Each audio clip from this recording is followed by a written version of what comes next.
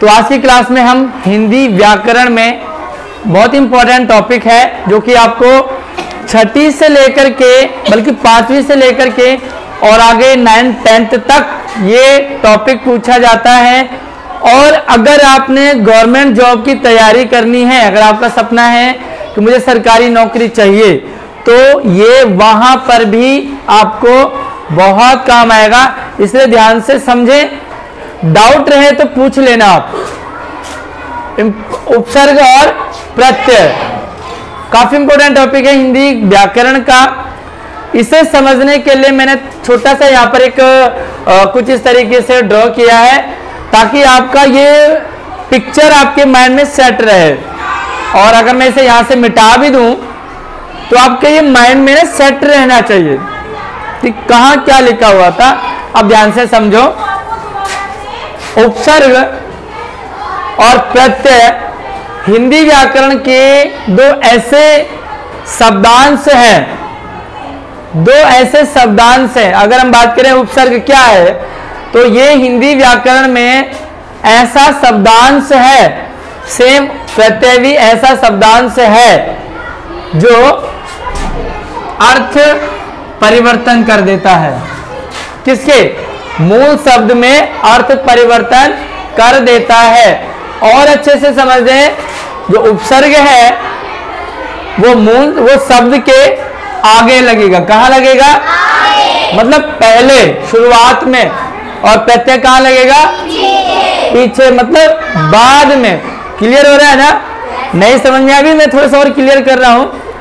जो उपसर्ग है, ये देखो, उपसर्ग कहाँ लगेगा और प्रत्यय कहाँ लगेगा? पीछे। तो किसके आगे पीछे लगेंगे? Yes, very good. किसके? मूल शब्द के। शब्द के नहीं, मूल शब्द के। अब थोड़ी देर बाद हम डिस्कस करेंगे कि ये शब्द और मूल शब्द क्या है। अब बताओ जया। हाँ, शब्दांश मतलब शब्द का अंश, छोटा सा टुकड़ा। कह सकते हैं कि ये मेरा अंश है, मतलब मेरा ही भाग है। ये खेत का ही अंश है, मतलब उसी खेत का टुकड़ा है। कोई डाउट? उपसर्ग शब्द से पहले लगेगा, प्रत्यय शब्द के पीछे लगेगा। किसके पीछे लगेंगे? मूल शब्द के। है क्या दोनों? उपसर्ग प्रत्यय है क्या दोनों?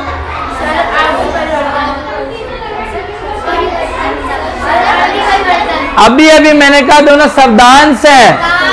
क्या है? अभी अभी आप अगर यहाँ पे मेंटली नहीं बैठोगे तो आपको समझ नहीं आएगा, क्योंकि कंफ्यूज बहुत होते हैं बच्चे इस टॉपिक में। इसलिए मैंने इजी वे में आपको क्लियर करने की, ताकि ये पिक्चर आपके माइंड में सेट हो जाए। और आप आंखें बंद करो तो ये समझ में आएगा। उपसर्ग यहाँ लिखा हुआ था, वो शब्द के पहले लिखा था, वो बीच में लाइन खींची थी। पीछे क्या लिखा था? हाँ, प्रत्यय लिखा था, वो पीछे लगता है। एक डंडा सर ने बीच में खींचा था, वहां लिखा था मूल शब्द, और नीचे क्या काम है? अर्थ परिवर्तन। बस, अगर ये पिक्चर आपको समझ में आ गई, उपसर्ग और प्रत्यय आपका कभी गलत हो ही नहीं सकता। गारंटी है। 95%, 5% अभी बचा हुआ हमारा। अब यहां पर समझ में ये नहीं आ रहा कि आगे पीछे तो लगता है, बट ये मूल शब्द क्या है। फॉर एग्जाम्पल के लिए कोई बच्चा खड़ा हो जाए जिसके नाम पे 3 अक्षर होते होंगे। शिवानी। हमने एग्जाम्पल लिया शिवानी। अब मुझे बताइए, इस नियम के अनुसार शिवानी में उपसर्ग क्या होना चाहिए? क्या होना चाहिए? शी। और प्रत्यय क्या होना चाहिए? नी। और मूल शब्द क्या है? वाह। तो इसका मतलब आप यहां तक तो सही समझ रहे हो, बट उपसर्ग प्रत्यय को नहीं समझ रहे हो, क्योंकि अभी मैंने आपको क्लियर किया ही नहीं ना। अभी तो ये ट्रायल है, पिक्चर अभी बाकी है। अभी तो सर आपने कहा ना कि उपसर्ग कहाँ लगेगा, तो नियम के अनुसार तो आपने सही बता दिया। प्रत्यय कहाँ लगेगा? और बीच में क्या होगा? तो आगे लगा शी, इसका मतलब उपसर्ग, पीछे लग रहा है नी, इसका मतलब प्रत्यय, और बीच में लग रहा वाह इसका मतलब मूल शब्द, बट ये सही नहीं है। अब समझते हैं सही क्यों नहीं। मूल शब्द का मतलब होता है मीनिंगफुल वर्ड, जिसका कोई अर्थ निकलता हो। अब आ जाओ, हमने सी को हटा दिया, हमने वाक नी को भी। अब बताओ वाह का क्या कोई अर्थ है? इसका मतलब हमारा ये नियम फिट नहीं हुआ। आपका कॉन्सेप्ट तो क्लियर हो गया कि उपसर्ग पहले ही लगेगा, चाहे बड़ी तेज बारिश हो जाए, चाहे दुनिया सूख जाए, बट मूल शब्द बीच में ही रहेगा, उपसर्ग पहले ही आएगा, बदलेगा नहीं। चाहे अकाल पड़ जाए, कोरोना आ जाए, नी जो कि प्रत्यय है वो पीछे ही लगेगा, ये फिक्स है। जो बीच में मूल शब्द है वो बीच में ही लगेगा, वो कितने बीच में लगेगा वो आपको ध्यान रखना है। लाइव मैंने लिख दिया यहां पर रामराज। अब बताओ कहां आगे कौन है, पीछे कौन है? किसको माने हम कि उपसर्ग है? किसको? अब बताओ यहां पर उपसर्ग कौन है? ओके, प्रत्यय क्या है? जा। बीच में क्या बचा? क्या मीनिंगफुल है? क्या मीनिंगफुल है? यस, मरा नहीं होता कोई चीज, सांप मरा, शेर मरा, गीदड़ मरा, मच्छर मरा, चूहा मरा, चूहिया मरी। तो इसका मतलब ये है कि आपको ये तो समझ आ रहा है कि ये सही जा रहे हो, बट अभी भी आप फिक्स नहीं पहुंचे, क्योंकि अभी और आगे हैं। अभी देखते हैं कि आपको समझना क्या है। मैं अपना नाम ले लेता हूं,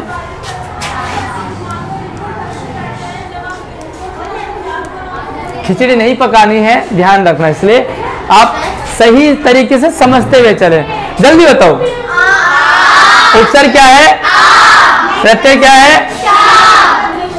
मूल शब्द क्या है? कोई मीनिंगफुल है?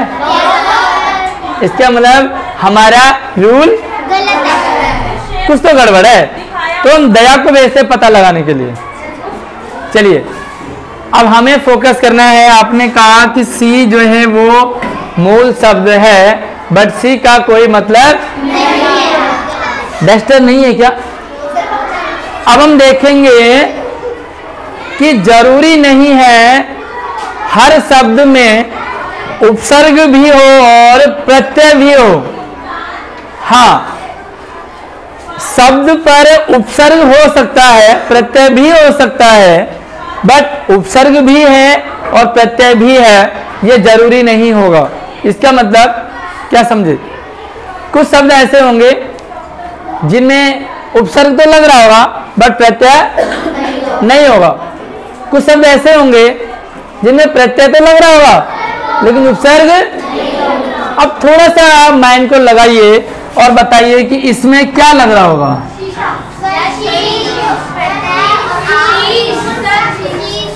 मैंने सिर्फ दो चीज पढ़ा है यहाँ पर, शीश को पढ़ा ही नहीं रहा हूँ मैं। शीश पढ़ा रहा हूँ क्या? शीश तो एग्जाम्पल है। Yes, very good. एक बार क्लैपिंग कर दो जोरदार शिफा के लिए। पूछेंगे ऐसे कैसे तुक्का मारा है, ये सही गई है, बताओ। आ उपसर्ग है, शीश मीनिंगफुल वर्ड होना चाहिए। इज दिस मीनिंगफुल वर्ड और नॉट? क्या ये मीनिंगफुल वर्ड है? क्या मतलब है शीश का? यस, सिर, चोटी, टॉप, इसलिए मैं टॉप में रहता हूं। तो समझ आया आपको? इसमें प्रत्यय नहीं है, सिर्फ उपसर्ग है और मूल शब्द है। समझ आया? अब यहां पर सेम ऐसे ही था, फिर एक और शब्द ले लेते हैं, कुछ शब्द ले लेते हैं एक बार। अब यहां पर एक एग्जांपल मैंने ले लिया है। हार क्या है? मूल शब्द है क्योंकि बीच में आया। हार कोई मीनिंगफुल वर्ड है या नहीं? क्या होता है हार? मतलब एक तो गले वाला हार और एक हारने वाला हार, जो भी ले लो, बट हार एक मीनिंगफुल वर्ड है, अर्थ वाला शब्द है। हार में हम उपसर्ग जोड़ेंगे और उपसर्ग कहां लगते हैं? आगे लगते हैं तो प्लीज यहां कुछ भी नहीं लगाना है, यहां लगाना है। तो अब हम शब्द जोड़ेंगे और ये भी आपको ध्यान रखना है कि कैसे मीनिंग बदल रहा है, कैसे अर्थ बदलेगा। देखो अभी हार या तो गले वाला है या तो हारने वाला है, इसका मतलब हार या तो हार है या गहना है। अब हम इसमें उपसर्ग जोड़ेंगे और आपको पता चल चुका है कि उपसर्ग कहाँ लगता है, आगे लगता है। तो प्लीज यहां न लगाएं। एग्जाम में आपको आएगा कि उपसर्ग अलग कीजिए, तो आगे वाला अलग करना, पीछे वाला मत कर देना। समझ आया? अब बताइए इसमें कोई उपसर्ग जोड़िए। Yes, very good. अगर हमने इसमें जोड़ा आ तो क्या बन गया, आहार। क्या मतलब है, खाना। बदल गया ना अर्थ, मजा आ रहा है, अर्थ बदल जाएगा। अब न ये हारने वाला हार है और न गले वाला हार है, अब ये खाने वाला भोजन बन गया। एक और उपसर्ग जोड़ो, यहाँ तो नहीं देख रहे हो, है आराम। हार में आराम कहाँ से आया भाई, बहार। बा कैसे बहार, बाहर जोड़ सकते हैं आप, बट बा जो है वो आपका उपसर्ग आई थिंक नहीं है। और जोड़ो, मनिहार। मनी जो है आपका उपसर्ग नहीं है, बट आपने ट्राई किया, गुड। और बताइए, हाँ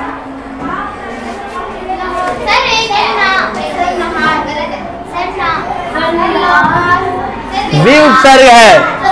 और क्या बन गया, विहार का मतलब घूमना। विहार का मतलब संस्कृत में नहीं कर पढ़ा आपने, विहरण करना मतलब घूमना। और बताओ, जोड़ो जल्दी। बिहार नहीं, बिहार। उप जोड़ दिया, क्या बन गया, उपहार। क्या बन गया, ये गिफ्ट। किसी को हम गिफ्ट देते हैं उसे कहते हैं उपहार। एक और जोड़ेंगे अगर तो प्रा उपसर्ग है, क्या बन गया, प्रहार। अब क्या मतलब हो गया इसका, अटैक करना, प्रहार करना। एक हार था, हाँ है, प्रहार का क्या मतलब होता है? हाँ को क्यों गायब कर रही है भाई, हाँ रहना चाहिए, हाँ रहना चाहिए। एक और शब्द जोड़ेंगे और इसे कहेंगे सम। ये माँ बिंदी बन जाती है और उसे पढ़ते हैं संहार। संहार मतलब किसी को मारना, कहते हैं ना उन्होंने उनका संहार कर दिया, तो इसे संहार पढ़ते हैं, संहार। हाँ व्यवहार जोड़ सकते हैं, बट व्यवहार आपका उपसर्ग नहीं है, तो उप आपका उपसर्ग है, आ आपका उपसर्ग है, प्र आपका उपसर्ग है, वी आपका उपसर्ग है, सम आपका उपसर्ग है। तो कुछ आपको याद करने पड़ेंगे। प्र अप सम अव अव निस निर दुस दुर वी आंग नी आदि अपि अत सुप, ये उपसर्ग हैं, याद करने पड़ेंगे आपको। ओके, अभी हम प्रत्यय की बात करेंगे।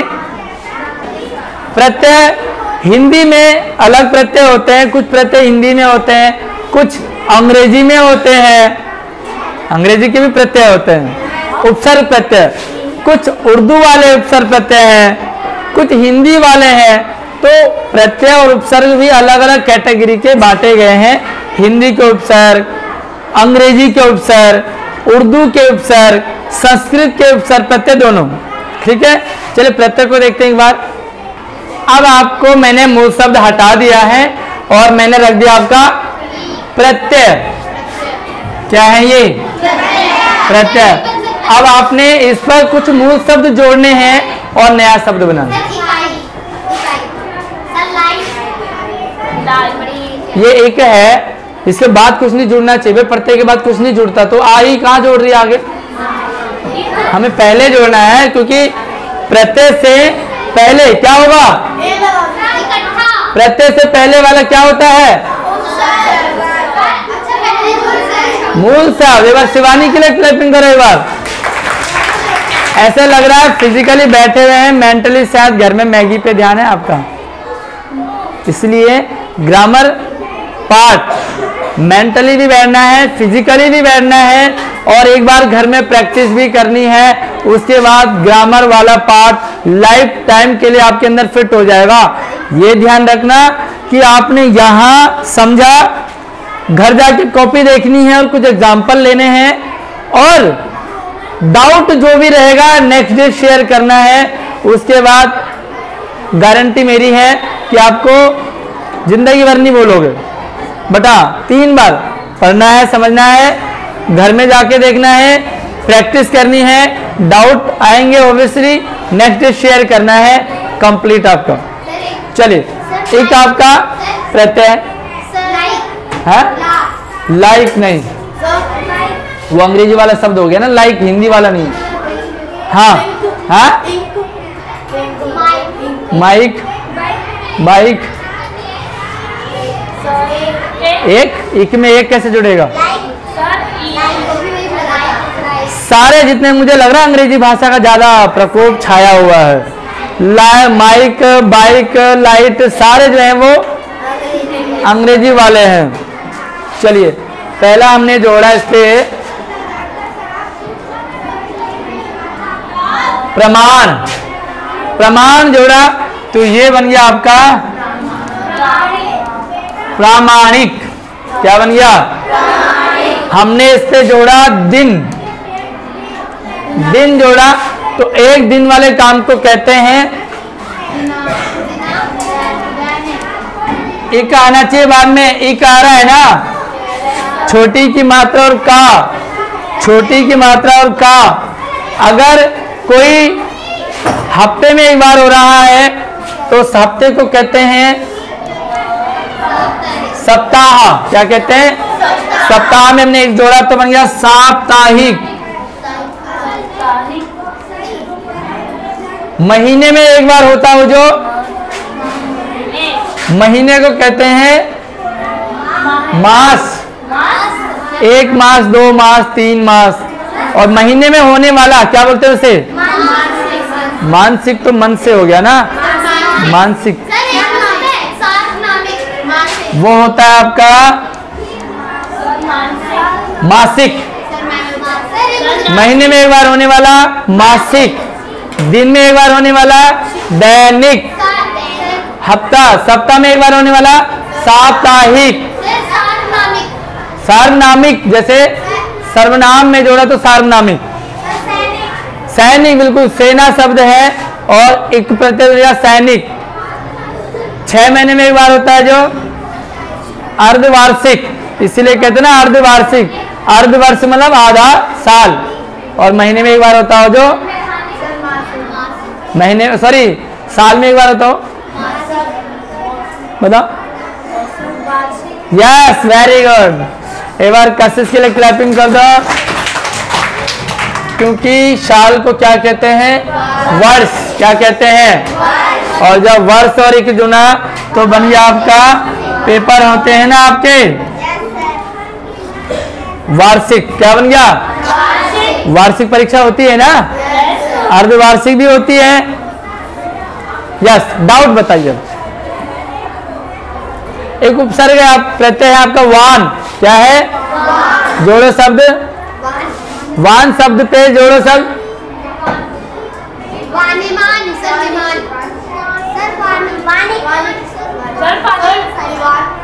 चलिए बोल लो, लेकिन मैं ढूंढ रहा हूँ सही कौन बोल रहा है। दिमाग कौन लगा रहा है, लॉजिक कौन लगा रहा है? वान प्रत्यय है, इससे शब्द बनाने ढेर सारे। Very good. एक बार दिलकश के लिए क्लैपिंग कर रहे। गुड। जो नया शब्द बनेगा वो मीनिंगफुल होना चाहिए, जो शब्द आप जोड़ रहे हो वो भी मीनिंगफुल होना चाहिए। 1 by 1। सिसवान मतलब क्या होता है? जवान। जा का क्या मतलब होता है? जा का क्या मतलब होता है? जा का मैं पूछ रहा हूँ आपसे, जा का क्या मतलब होता है? करी विशाल, मैंने जा का मतलब पूछा है, वो तुम भगवान कह रही है। जा का मतलब भगवान होता है? तो सवाल सुनो, पूछा क्या है? जा का मतलब जाना।